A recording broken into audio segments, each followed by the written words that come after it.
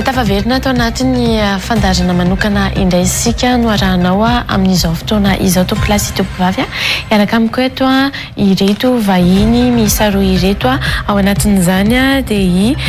monsieur Jen Laoshia izay mpampianatra ary coach-na développement personnel. Miarabanao tonga soa.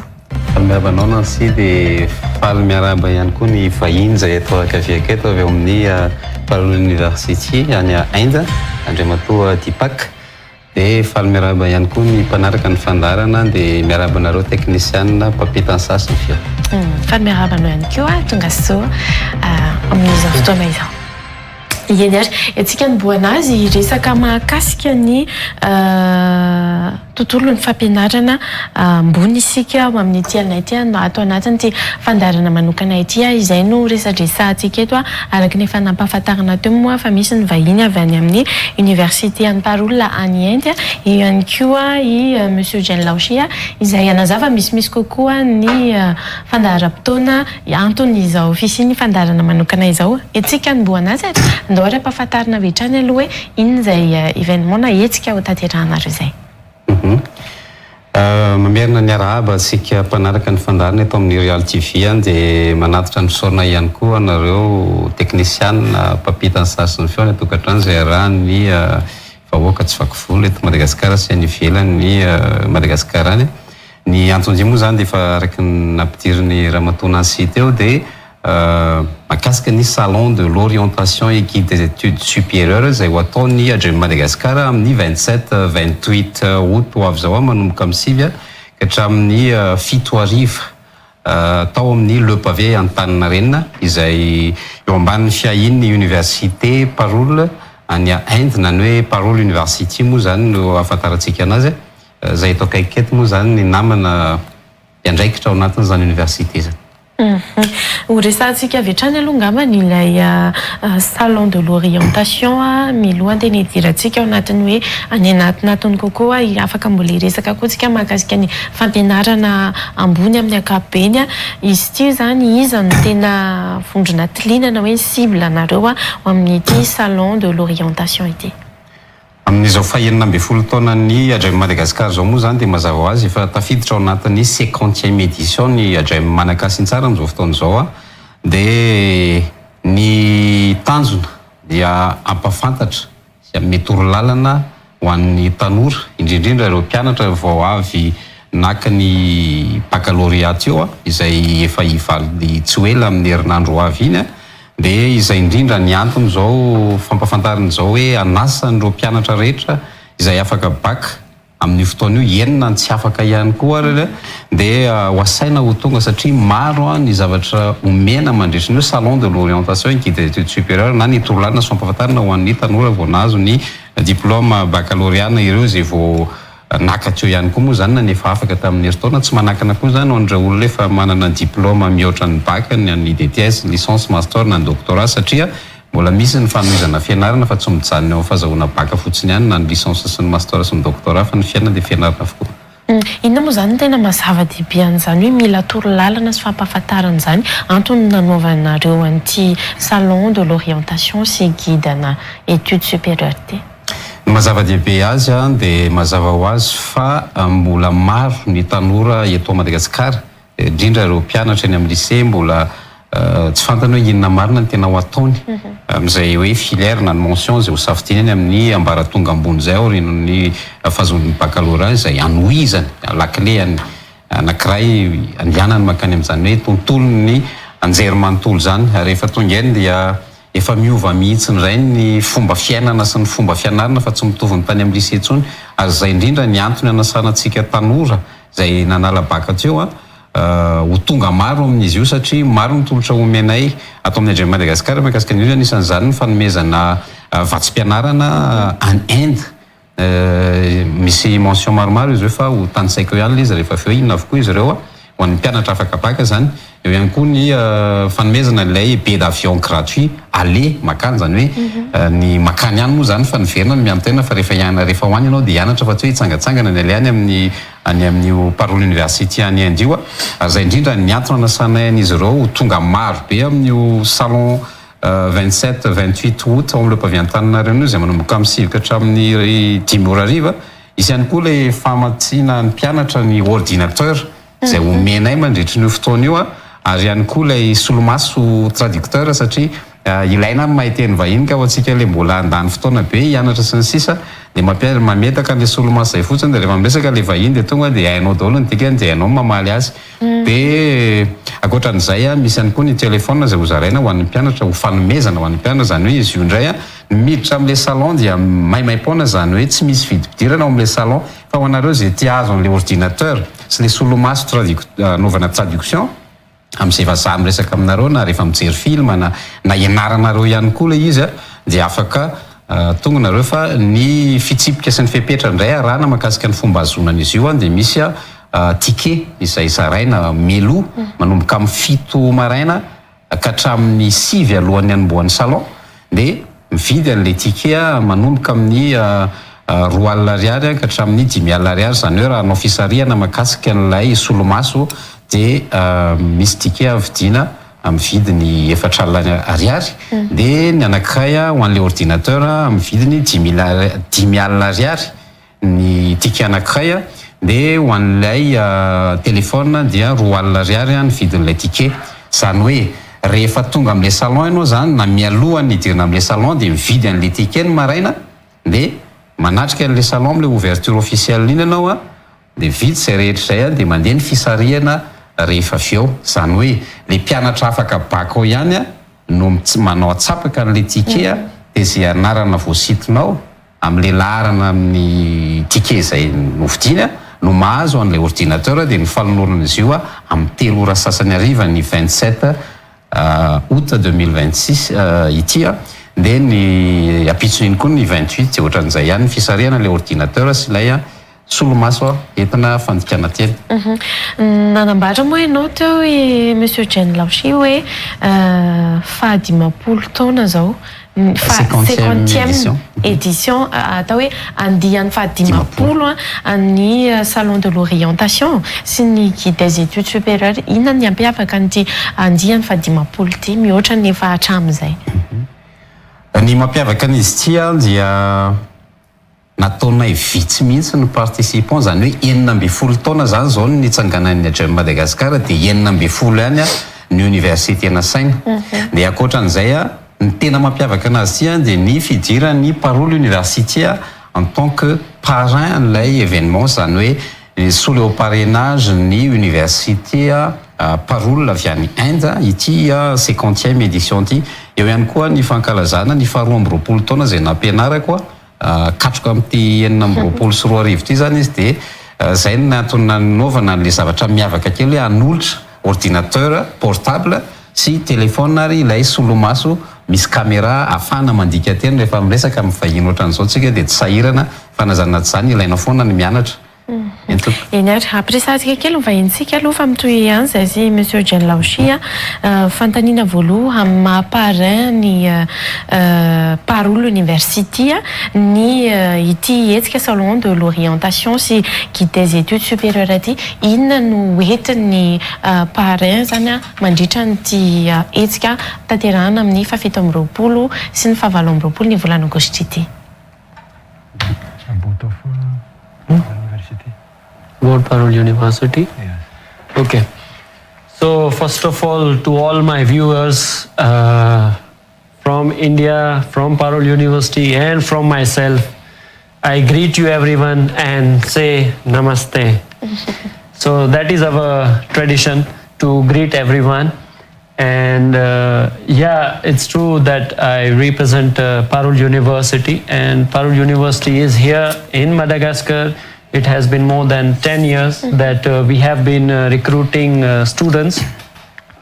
So Parole University is one of the India's leading university with multidisciplinary community of the students from 75 plus countries. We offer more than 200 courses under 21 faculties from bachelor's level till PhD, doctorate. And we have a large community of the students which is 70,000 plus, which also includes 6,000 plus international students. So Parul University is a hub, or you can say a home for 70,000 plus students, wherein 27,000 plus students, they stay inside the campus, which is of 200 plus acres of land. Yeah.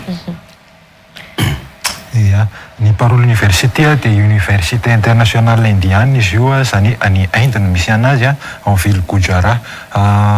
Parul University dia efa niara-niasa tamin'ny firenena maro be atsy izay ny sokafany fa tao anatin'ny 10 taona izy zay niara-niasa tamin'ny Madagasikara momba ny études étrangères zany plus de mihoatra ny 7,700 zany ny mpianatra ao amin'ny Parul University ary ny 9,000 mpianatra étrangera zany na hoe mpianatra avy aty Afrika na avy any amin'ny firenen-kafa mianatra ao amin'ny Parul University ary misy ankizy malagasy 300 zany efa mpianatra ao amin'ny université amin'izay ary izay no manome fahafahana mivelatra kokoa an'ny mpianatra tonga any tsy manavao ny toerana zany fa efa misy ny mpianatra efa zany efa malagasy miray raha aminao miray feo aminao mamoramora kokoa an'le fiarahanao amin'ny université zany. 10 taona hoy ianao teo no efa niara-niasa zay ho an'ny teto Madagasikara ny Parul University na ny hitanao hoe antony mbola nohizana an'izay sy ny tombontsoa hitanao manahoana ihany koa izay hoe tantsoroka entin'ny Parul University izay ao anatin'izay. Université dia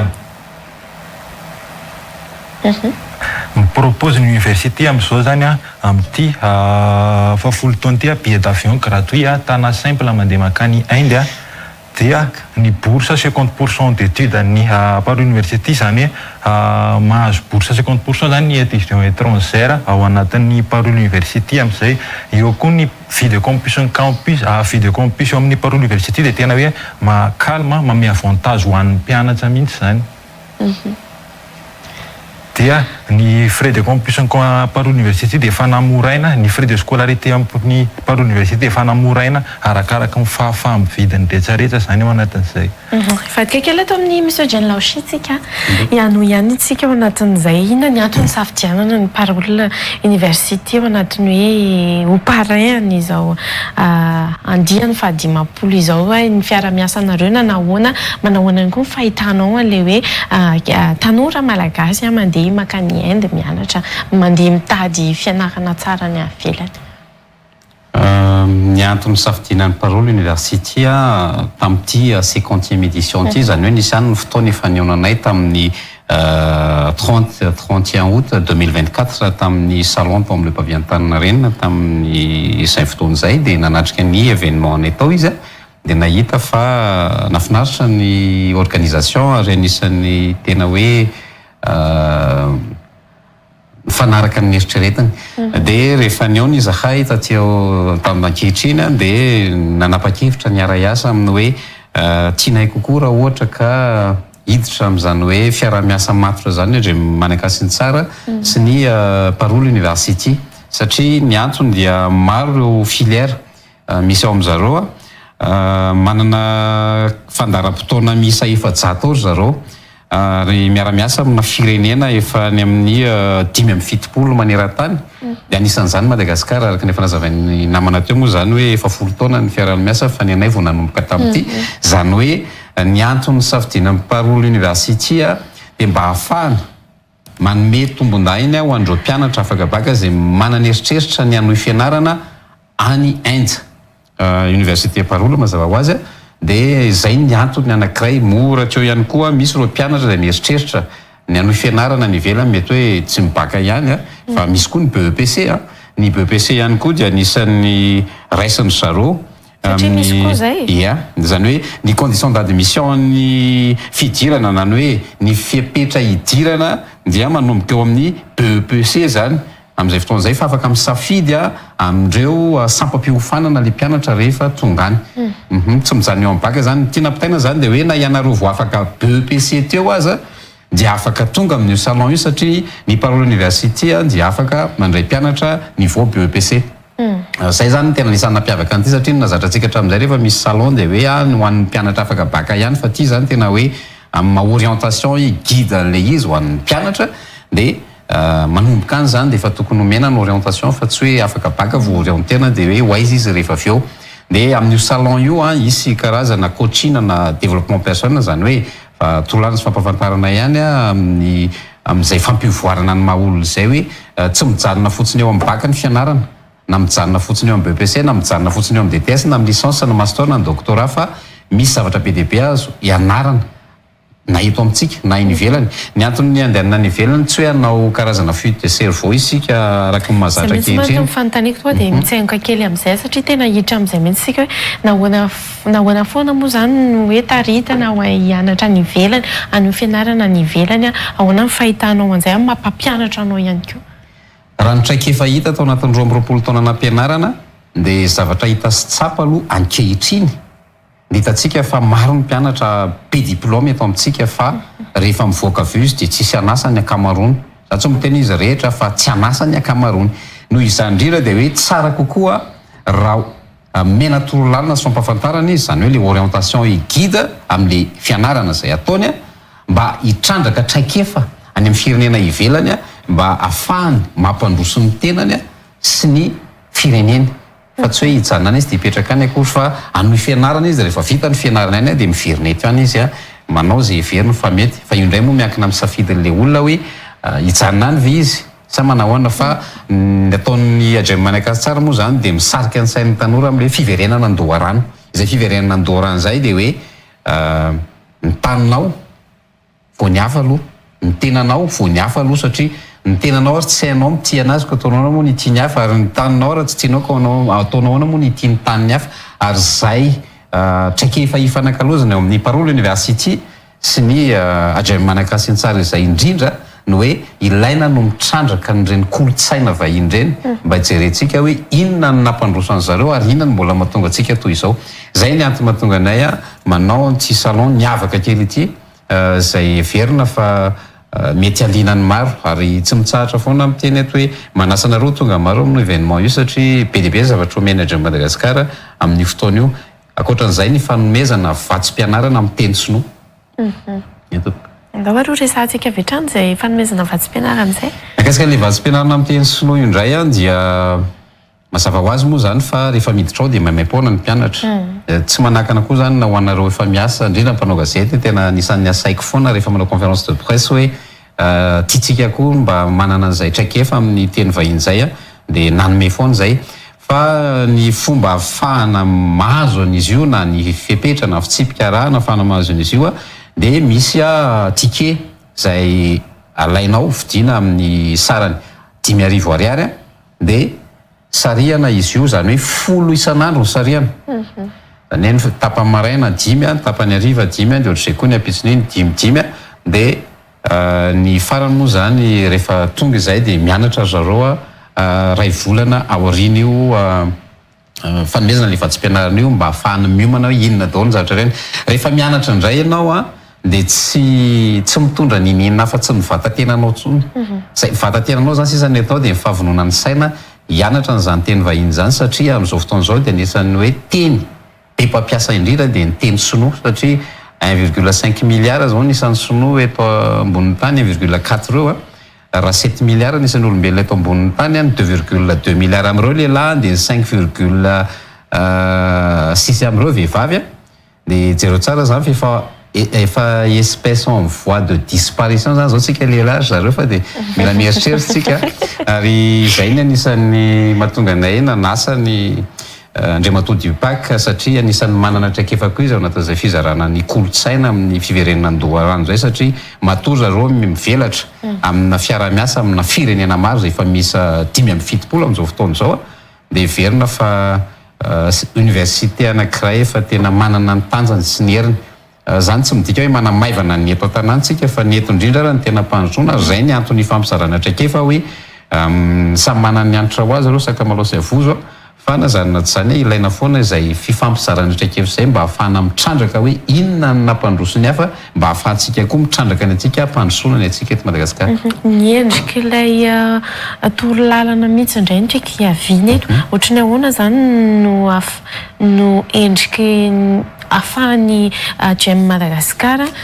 mijery hoe lalana makaty loatra no tena tokony alehan'ny tanora na lalana makaty loatra sa hoe amin'ny ankapobeny le torolalana ataonareo mandritra ny hetsika io satria manko aza donona fa mety samy manana eo zany zareo miaino eo ny tanora sy ny ankizy ny amin'ny BBC ihany koa tsy na le antsoina samy miaino eo mety efa sasany mety efa mahafantatra ny tokony ataony ihany fa mety mbola tsy sura ozy ny fitenitsika azy mety manao ahoana indray zany le endrika le torolalana na guide d'orientation entinareo mihitsy mandritra ny fotoana io. Ny endrika ny torolalana amin'io dia mazava ho azy fa fampiofanana ara-tsaina ho an'ny tanora aloha atoky tena izy. Rehefa manana fatokisantena izy dia manana ny herijika ahafahany mamorona. Zany hoe ny tanjon'ity salon de l'orientation guide des études supérieures 50e édition ity dia izaratra efa ho an'ny tanora amin'ny fampananana asa sy ny famoronana asa aoriny ny fahavitany ny fianarana izay ataony na eto Madagasikara na any amin'ny Parola Université any Inde. Zany hoe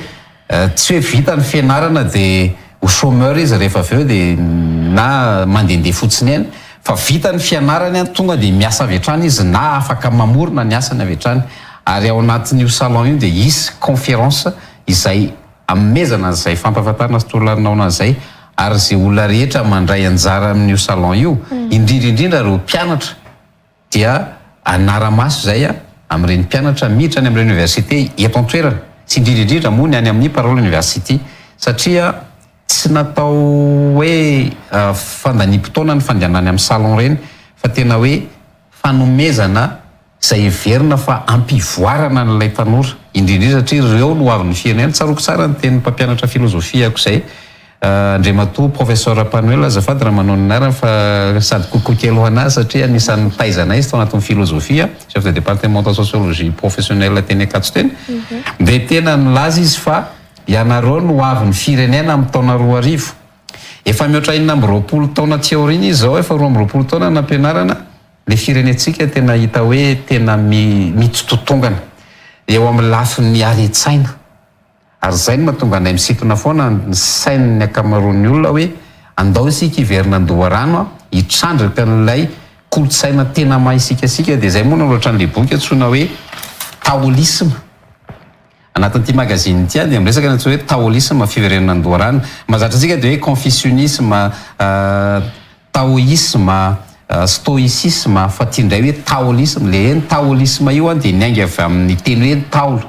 dia ilay sotoavina sy fahendrena sy fanajana izay napetraka ireo razambe atsika ny voizina ahafahana mampandroso ny sarababen'ny olona na nisambatan'olona entiny ampandrosoana ny firenena satria rehefa mandroso ianao dia mandroso ny firenena. I Madagasikara tsy androso zany satria io tany bolonga tany ampovoan'ny canal de Mozambique associé ny Indeny io tsy samyka voizinao amin'ny lakampamoy dia mandroso makany aloha na miakaviana miakavanana fa ny olombelona no mandroso sady ampandrosoana eo amin'ny taniny dia rehefa mandroso le olombelona dia mandroso azy ny tany satria ny antony dia isika dia manao sanatria vavana dimy ataoko anaty farangisosana le fiteny hoe manao valalana amboa isika tompony indray tsy ity ny vahiny miazakazaka maketo amintsika fa itsika mandeha miazakazaka makany ivelany ary ny andehanana ny ivelany amin'ity orientation ity dia hitrandraka n'ilay kolotsaina amin'ny fizarana traikefa ahafahantsika mitrandraka ny atsika dia rehefa hitatsika hoe inona amin'ireo ny tsara laindry zareo nampandrosoan'ny firenena dia ho tsapatsika rehefa avy eo hoe aiko isika manana ohatran'ny azy dia mipetraka ho azy le taolisme amin'izay fotoan'izay dia lasa taolista daholo sika rehetrarehetra. Ie, ajantsika eo aloha iny fa ito ihany tsika rehefa eo i monsieur Jean Laoshi fa hivadika kely amin'ny Parola Université indray tsika eto ny toyany fantaniako satria moa zany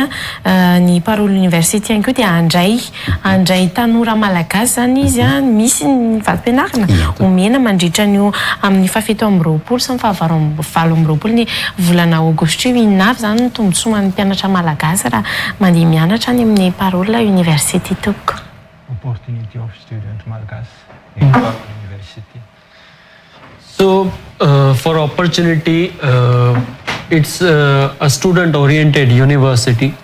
where we have extracurricular activities for the student. Along with that, we have semester exchange program, global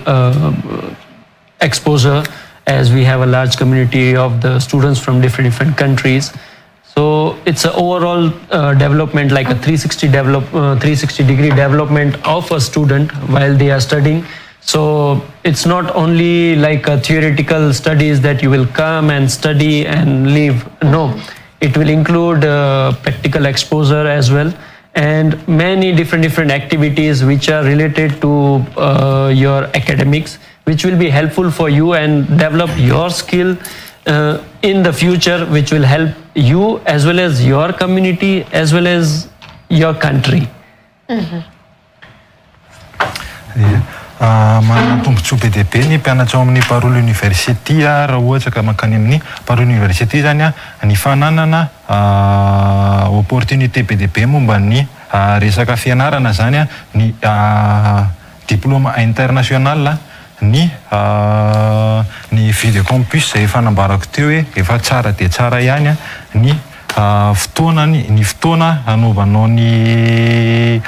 fianarana zany ny Parole University dia temps plein, zany hoe mianatra foana zany nataonao any fa tsy misy fotoana verivery fotsiny na hoe afaka mandehandeha mivoaka ny campus na manao zava-tsafa fa juste hoe mianatra, zany hoe opportunité be dia be zany zay ao anatin'ny Parole University. Eo ihany koa ny fanomezana an'ilay bourse 50% zay efa nolazainy teo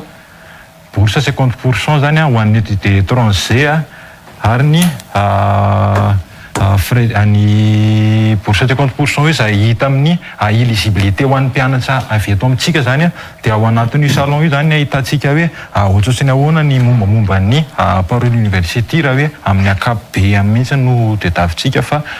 zay efa nazavaiko tsotsotra zay zany ny mombamomba ny Parole University. Mety misy firy zany zao ny malagasy efa hoe tany, tsy haiko na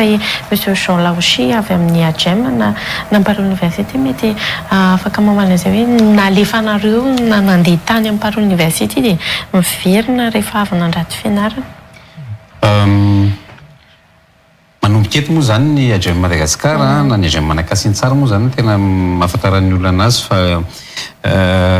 amin'ity zany izahay ato amin'ny AGM Manakasintsara raha par rapport na hoe amin'ny alalan'ilay fiaraha-miasa dia misy vatsim-pianarana mianatra any amin'ny 500 isan-jato. Ankoatran'izay ho an'ireo mpianatra liana te hianatra any Inde, tsy akanavaka io na iza na veza rehefa mbola malagasy eto ka te hanohy an'ilay fianarana amin'ny université any Inde any amin'ny Parole University dia mahazo an'ilay billet d'avion gratuit makany mba hanamaivanana ny ray aman-dreny izay mieritreritra ny mpianatsanaka any amin'ny Parole University satria ny antony irantsika malala ny zava-misy ankehitriny. Maro dia maro ny mpianatra mieritreritra ny tianohy fianarana ny ivelany satria misy antony manokana izy matoa hanohy fianarana ny ivelany. Io miankina amin'ny safidy. Zany hoe rehefa te ho any izy dia izay atao amin'ny AGM Manakasintsara no hanampy azy ireo amin'ny fandehanany any amin'ny alalan'ny fiaraha-miasa amin'ny Parole University. Zany hoe na diplôme BEPC na nananao, na diplôme na bac na nananao, na DTS na licence na master na doctorat dia afaka izahay manamora ny fandehananareo any amin'ny Parole University any Inde amin'ny alalan'ny fiaraha-miasa amin'ny Parole University izay solotena ny Andriamatoa Dibaka eto dia efa hitantsika teo moa zany efa hita hoe tena maro ny filière ao amin'izareo manomboka any amin'ny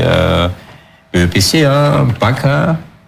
maro dia maro izy fa omenay anareo ihany ty rehefa avy eo mba ahafahanareo mijery hoe inona daholo ireo tolotrareo na ho an'ny mpanao gazety na ho an'ny olona efa miasa na ho an'ny olona voafaka BEPC sy bac teo na ny efa manana diplôme rehetra dia afaka tonga amin'io salon io mba ahafahanareo misitraka hoe inona daholo ny zavatra mbola tokony horatovinay taoriny ny fianarana izay efa natao teto Madagasikara. Dia ny mety hampiavaka anazy ihany koa dia ilay fianarana rehefa tonga any moa zany dia mazava ho azy fa tena hianatra ny alay any dia ny fanomezana ny fanamorana ny fikarakarana ny visa sy ny passeport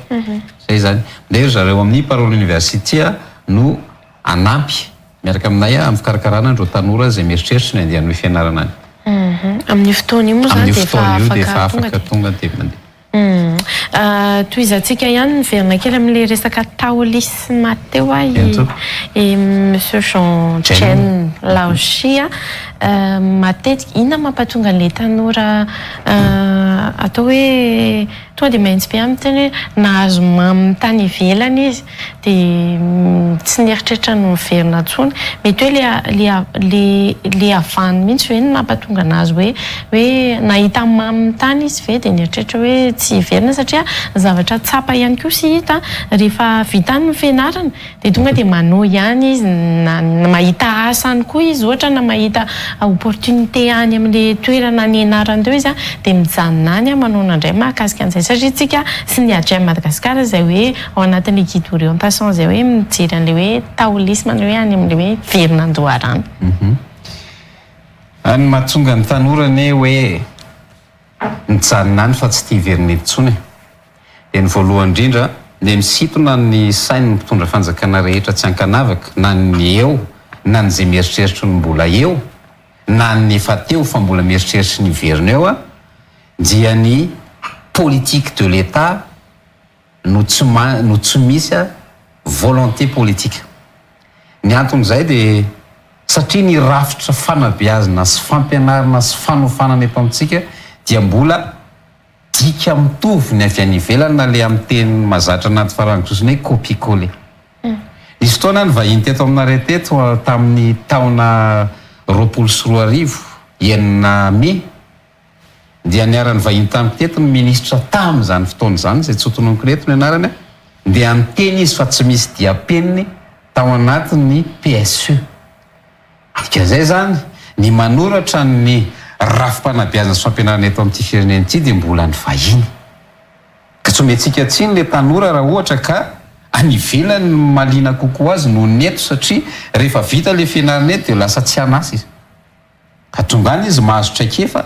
sy voakolokolo araka le kolotsaina misy ao amin'izay fampivoarany maholo zay dia lasa tamana any izy fa ahoana ny afahantsika amin'ny sitonareo tanora reo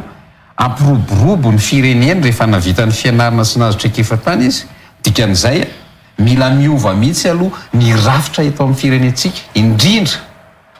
ny lalampanorenana io ny le rafitra le fototra ka raha rehefa tsy io fototra io no atao mifanaraka amin'ny filan'ny firenena tahaka ny rehefa hanao trano ianao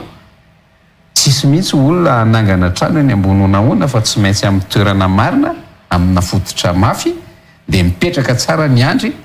dia amin'izay fotoana izay verina andoharano le tanora hoe tena afaka miaina izy matsiaro tena ho tompon'ny taniny izy satria ny antony anarana anie dia mba hahafahana maninona mampivoatra ny tena hiatrehana ny hoavy ny anio sy ny ampito sy ny rehetrarehetra fa ny antony mahatonga antsika mbola tahaka an'izao dia izay rafitra izay mihitsy tsy mifototra amin'le filan'ny firenena fa rehefa miverina mifototra ny filan'ny firenena io dia mazava ho azy fa reo tanora reo ihany no avy eto anasoan'ity firenentsika ty rehefa nahazo traikefa avy ihany izy fa no le traikefa zay mbola tsy ampy sy noilay rafitra zay anaovako azafady mbola petatoko sy kitoto eto amin'ny tany sy ny firenena izay tsy manaja ny sotoavana sy ny tena maizy atsika amin'ny fampianarana ny fitrandrahana ho famadiana andreo arenakibon'ny tany zay misy eto amintsika no mahatonga ny tanora manao fuite de cerveau ka isorako be deaibe ny Parole Université misintona ny tanora mba akatraikefa amin'ny alalan'ny fianarana zay ho ratoviny azy satria maro dia maro ny mention na ny filière izay ampianarin-drareo amin'ny Parole Université ahafahandreo mpianatra reo mampandroso ny firenena rehefa vita fianarana ka miverina feto izy resaka kely an'le parola teo satria ohatrany mahita wifi misy karazany maro ny resaka toerana hipetrahan'ny ankizy sy ny sisa mety monsieur Dipak ngamba no amaly mahakasika ny izay nafy zany no atombontsositra ny ankizy anankiray na ny tanora malagasy iray izay hianatra any amin'ny parola université.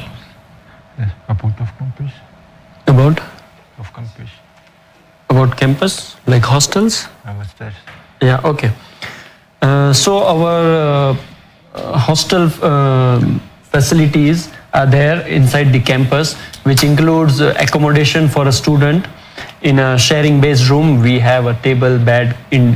cupboard, chair for individual students. Along with that, we also have for the students breakfast, lunch, dinner, Wi-Fi, laundry, electricity included in the fees for the hostel. Ny hostel amin'ny par université zany a dia efa équipéana wifi sakafo maraina tandariva mandritra ny herintaona zany mandritra ny ianaranao any sakafonao maraina tandariva ary ny électricité assurance maladie zany efa ao anatin'ny prix an'ny campus-ny parole université daholo. Misy fotsiny no mampiavaka anazy miankina amin'ny safidiny tsirairay moa zany fa misy ny hoe 3 na 4 no ao anatin'ny trano anankiray na chambre anankiray efa équipéana clim na hoe atasehany room zany zay fotsiny no mampiavaka anazy fa efa misy an'ireo zavatra rehetra ireo zany ao anatin'ny efa prix mitokana sady tsara ny mirary zany izy ao anatin'izay. Zay io tsy mifanalavitra amin'ny toerana ianarana ihany zany ao anatin'ny campus ihany ao anatin'ny campus universitaire ihany satria zay efa nitenenina teo université internationale izy dia ngedadingeda tokoa izy plus de 200 hectares zany parole université dia manana toerana tena hoe misongadina sady milamina indrindra ao amin'ny Inde le ville Gujarat io. Dia zay no ao anatin'io zany efa misy an'izay hostel zay dia misy an'le infrastructure fianarana zany ao anatin'io. Manahoana monsieur Jean Laochine atao hoe ny toa dia resaka volontsika ny resaka arabola amin'izany hoe mianatra ny ivelany izany satria matetika ihany koa dia ataoko hoe io foana koa anisan'ny sakana ho an'ny tanora indrindrindra mety hoe izy tena manam-pahaizana izy sy ny sisa fa mety any amin'ny resaka entimanana izy nanana olana manahoana mahakasika an'izay. Zay indrindra ny antony'ity salon de l'orientation équité supérieure amin'ny 27-28 août 2026 manomboka amin'ny 7 hatramin'ny 10 hariva ao amin'ilay pavillon Antaninarenina. Ny hoe sara mpianarana mandritra ny fotoana hijanonany amin'ny parole université dia raha tokony ataontsika hoe any amin'ny 1700 à 2000 dollars ohatra ny frais de formation mandritry n'ilay fianarana ao anatin'ny taona anankiray ohatra hoe première année na deuxième année troisième année na quatrième année cinquième année arakaraky ny année zany dia amin'io salon io izy raha tokony 2000 dollars zany dia lasa atsasany satria nomena réduction na hoe fianana 500 isan-jato. Zany hoe ny raha jerentsika zany zao ny courant dollar amin'izao fotoana zao dia eo amin'ny 300 sy 400 na 400 sy 300 amby eo mihoatra kely ny tany ariary amin'ny dollar zany amin'izao fotoana zao dia ampitombotsika fotsiny zany zay hoe raha 1000 dollars zany izy ampitomboizay dia eo amin'ny 4 millions d'ariary mahery eo raha tokony fois 2 amin'izay ny ho an'ny mpianatra andeha hianatra tsy amin'io salon io fa ho an'izay ho avy amin'io salon io zany dia mahazo n'ilay 50% de réduction amin'ny frais ny zany hoe ny vatsim-pianarany ianarany mandritra ny fotoana any. Ny mampiavaka anazy araka ny fanazavainy teo moa zany dia hitantsika zao fa ny trano ho an'ny mpianatra izy dia manana fandriana ray avy zany hoe tsisy lehilahy sy vehivavy miara-mipetraka zany fa mitokana ny lehilahy dia mitokana ny vehivavy ao amin'ilay campus dia manana fandriana ray avy dia ohatran'izao hitantsika eto zao ny ao amin'ny trano fianarany zareo hipetrahany ihany moa zany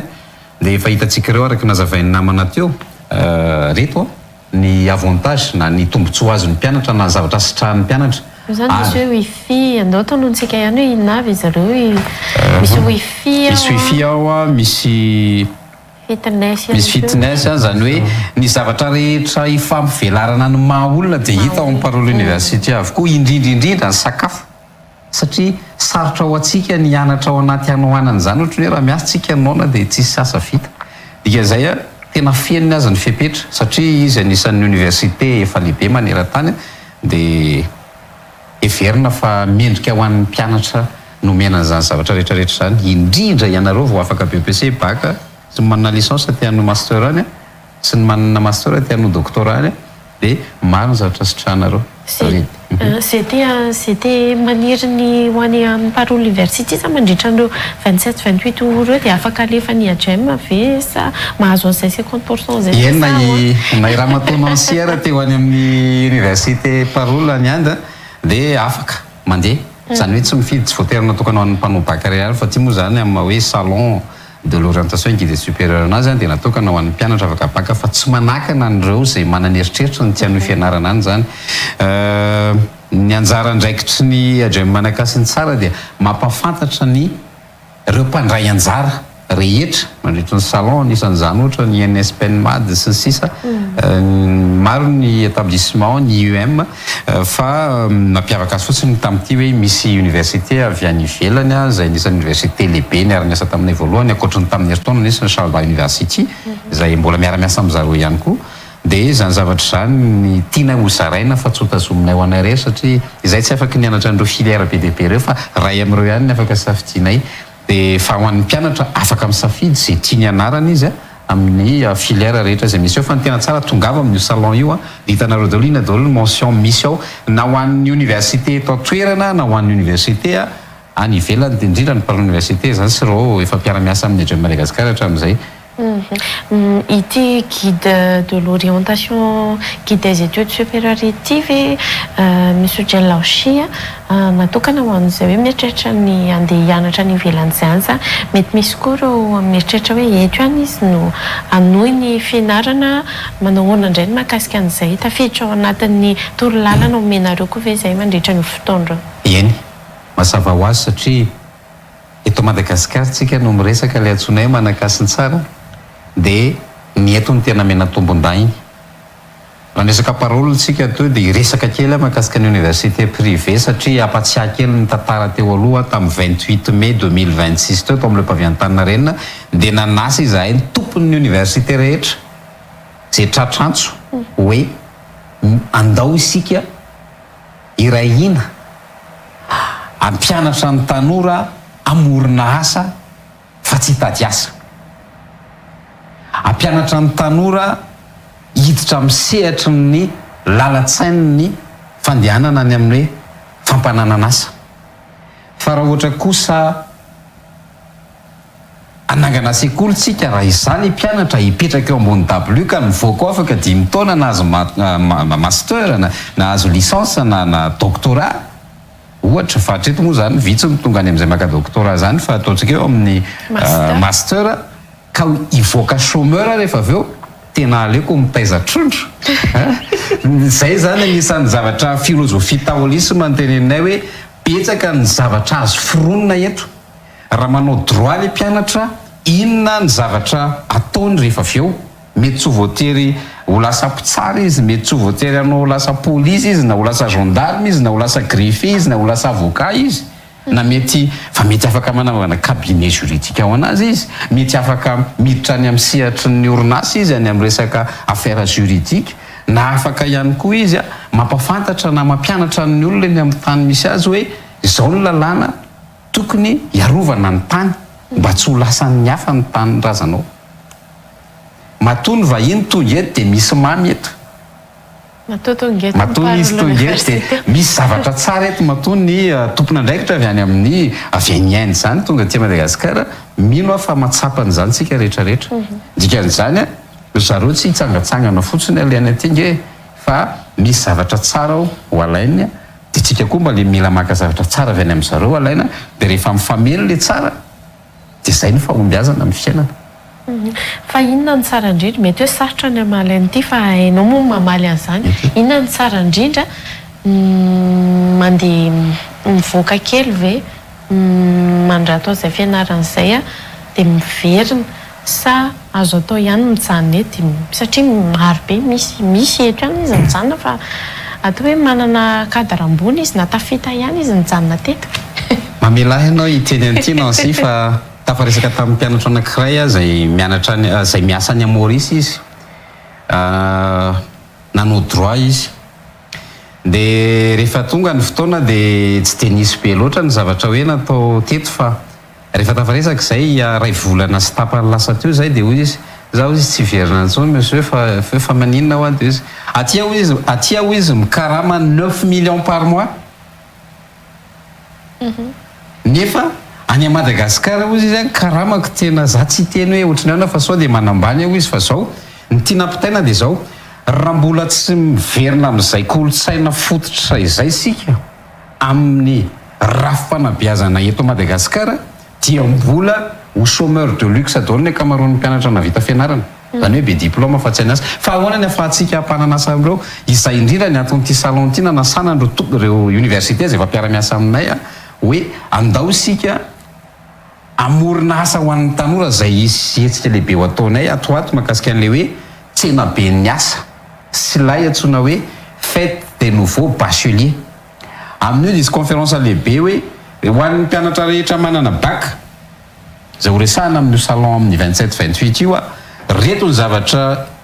misy fa inona ny eritreretinareo atao raha tia ny tianareo atao tia zany ny lalana andehananareo afanareo mamorina asa avy hatrany aoriny le fianarana ny ratovina eto Madagasikara ohatr'izay koa rehefa vita ndray le fianarana eto ka mbola mieritreritra ny tianao izy any amin'ny université any ivelany dia ity indray no mifanaraka an'ity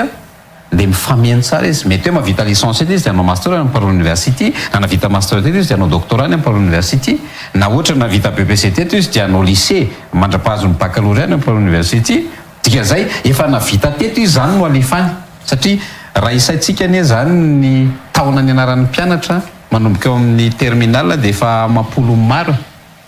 ao anatin'ity boky anankiray ity dia miresaka mahakasika ny hoe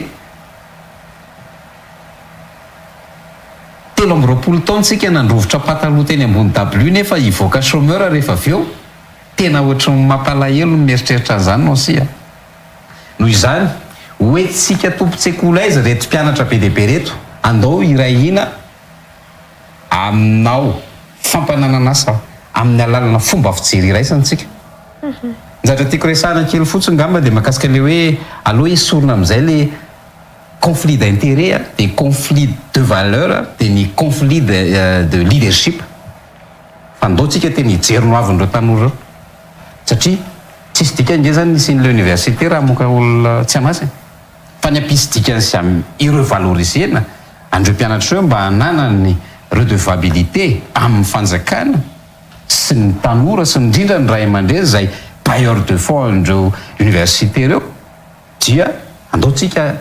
anangana orinasa amin'ny alalana rafitra vaovao ho andreo tanora reo tsy voatery anao le tompon'le orinasa le tompon'le sekoly any no anangana orinasa ho azy fa ho taritiny izy mba hahay amorina orinasa ho azy ahafahany mamelona ny tenany sy ny ankonany sy ny fianakaviany sy ny firenena ka rehefa mandroso ny sambatan'olona mandroso azy le Madagasikara. Efa maraparantsika miazakazaka be ny fotoana Monsieur Jean Laochia ana izany raha ety ampamaranana ometsika teny fohy fanetanana famerenana fampahafantarana ny Paris University sy ny atao hoe hafatra entiny Monsieur Dipaka ao anatin'izao fifahinianana eto amin'ny fandarana manokan'izao milohan'ny tena hidirana ao ihany koa amin'ny fanetanana mijery atsika tawary. Words of thanks, farewell message. Words of thanks. And farewell message. Thank you, Mr. Okay. So I would say don't limit your dreams to your borders. India offers tremendous opportunities for higher education, and Parul University is your global gateway for academic experience. So join Parul University today if you are looking for quality education, international exposure, and build and have the opportunities to build a great career. So students and parents can contact me I am Mr. Deepak Jamanputra. I represent Parul University in Madagascar, and my WhatsApp number is +91 90 990 69526. Yes, so you can WhatsApp me, you can visit our stand in the Salode orientation on 27 and 28. Take the guidance for the opportunity about the admission, and you are most welcome at Parul University. And I wish everyone all the best and have a bright future for everyone. Thank you. Namaste. Thank you. Ia misaotra antsika rehetra nanaraka hatramin'ny faran'ny fandaharana ary misaotra antsika rehetra izay mino fa maro tsika no avy amin'io salon io hanatrika ny salon sy ny Parol Université dia hisorana mialoha tsika dia hisorana mpikarakara natanteraka an'ity fandaharana ity dia raha ohatra ka hoe mila ny WhatsApp ny Monsieur Deepak nareo dia efa le niteneniny teo plus 91 90 9990 990 6 9 5 2 6 zay zany le WhatsApp-ny dia misaotra betsaka antsika rehetra naharitra ny aina. Ia, Monsieur Jane Lauchi, antsika marana anazy andao averina kely ilay fotoana tanterahanareo amin'ny fafito amby roapolo sy valo amby roapolo ny volana aogositra ary fanentanana ihany koa ny tanora ny ray aman-dreny izay mijery an'izao fandaharana manokana izay ty ampamarana. Ia, satria misy fanomezana omenay dia ho an'ny mpianatra izay tonga ao zany ka mieritreritra ny mpianatra ny an'izao dia tia indray tsisy akitsapaka fa ho an'izay mpianatra teny sinoa izy ka rehefa mahay dia mahazo an'ilay bagety entina tsy lasopy ihany fa na vary ary afaka hoanina an'ity fa ny rano ihany tsy afaka atao fa efa namorona vaovao zany zay zao am'izao dia rehefa sady misy rola izy na misotro jus na misotro rano dia efa afaka sady afaka atao pipetra izy. Bon, hiverina kely amin'ny fanontaniana fa tiako hamafisina kely fotsiny mahakasika an'ilay amin'ny Parol Université amin'ny teny anglisy daholo fampianarana rehefa any ndika zay na mahay teny anglisy ianao tsy mahay teny anglisy ianao na efa manana bazina teny anglisy ianao dia ry zareo amin'ny Parol Université rehefa tonga any ianao dia mianatra teny anglisy mandritry ny enim-bolana ianao rehefa any. Zay zany ny fanamarina kely saika tsy voalaza teo fa efa voalaza ihany izy zay. Ny fanentanana moa zany dia mazava ho azy fa dia mahakasika ny fanasana anareo mpianatra afaka BEPC sy ny nanala baka rehetra teo na ny afaka na ny zay sanatria amin'ny vavanadiny lela tsy afaka satria natao an'ny mpianatra ny tsy afa-panadinana sy afa-panadinana dia asaina avokoa isika rehetra tsy akanavaka enina ny ray aman-dreny aza dia afaka tonga anareo satria anareo aloha hatreto zany mbola atao hoe mpiay any zanakareo dia afaka tonga daholo hijery hoe ohatrany ahoana zany université eto Madagasikara zany izay miara-miasa amin'ny université any ivelany dia ny université eto Madagasikara rehetra ihany koa izay te hiara-iasa amin'ny Parol Université dia afaka miara-miasa izy dia afaka manantona anay anareo efa nomenitra moa zany milarina fa averika any hoe plus 91 90 99 01 69 526 numéro ny WhatsApp ny Andriamatoa Deepak ny anay moa fitanareo amin'ny écran teo fa ny afatra angamba dia zao hoe tongava maro ianareo fa maro ny zavatra ho hitanareo ary maro ny zavatra izay mbola tsy hitanareo hatramin'izay fa ho hitanareo mandritry ny salon io. Ny philosophie taolisme de Jane Lauchi dia fizarana traikefa ho an'ny tanora ahafahany mampivoatra ny tenany mba hivoaran'ny hafa. Ny tanjona ao anatin'io salon io zany dia ny hoe ifampizaran-traikefa ny université eto Madagasikara sy ny université any ivelany ary afaka miara-miasa tsara amin'ny fandefasana mpianatra any amin'ny Parol Université indrindrindrindra ireo université izay mandray anjara ho an'ny mpianatra nareo izay navita ny DTS na ny licence dia afaka miara-miasa amin'ny Parol Université manohy ny fianarana any Inde. Zay zany aloha ny tombony lehibe ho azonareo mpandray anjara efa nanomboka tany amin'ny première édition mbola misy tonga raha ty amin'ny 50e édition dia tena ankasitrahako be dia be anareo nametraka ny fitokisanareo foana atato amin'ny Adreny Madagasikara dia anaovana aza tsy sy aza fady ho an'ireo izay somary mety hoe nalahelo kely tamin'ny nanajanonana kely ny salon de l'interprétariat zay ho ataontsika mois de septembre ary ny tamin'izay dia ho hitanareo amin'io salon io izy fa afinaritra ny fiarahantsika dia nazanona tsy zany mitodika amin'ny fitondram-panjakana hoe andao iara-iasa amin'ny université privé satria ny université privé dia anisany mamita ny asa tsy vita ny fanjakana amin'ny fanabeazana ny zanam-bahoaka satria raha ny infrastructure misy eto Madagasikara raha nisan'ny mpianatra afaka baka isan'ny taona dia tsy ho ampy ny infrastructure ary tokony apetrakintsika le 3 pion amin'ny lalam-panorenana ao amin'ny article 24 25 26 fiara-miasan'ny tsy miankina sy ny fanjakana satria anisany mampiroborobo sy manampy ny fampandrosoana n'izay mpitondra fanjakana rehetra amin'ny fandimby-eo ny aty amin'ny sehatra ny tsy miankina misy fanantena fa nao jery todika an'izay tsika rehetra mba hahafana mampandroso ny firenena sy ny sambatan'olo indrindrindrindra satria raha tsy mandroso ny olona tsy mandroso ny firenena dia zay ngamba anonsy ny afatra dia tongava amin'ny 27 28 août 2026 de 7h à 17h zany hoe le 7h resahako eto fividianana ny ticket azahoanao an'le ordinateur portable dia azahoanao an'le solomaso misy caméra sady fandika-teny efa azonao ihany koa an'ilay téléphone portable hoentinao mianatra. Eny ary tapitra ny fotoanantsika mankasitraka anareo ny vahiny teto amin'ny fandarana manokana tamin'ity alina ity hankasitrahany ianareo. Dia ankasitrahana ihany koa sika rehetra tany an-tokantrano tany niaraka taminay teto tamin'ity alina ity manome fotoana anao indray ho amin'ny manaraka ao anatin'izay fandarana manokana izay veloma tompoko.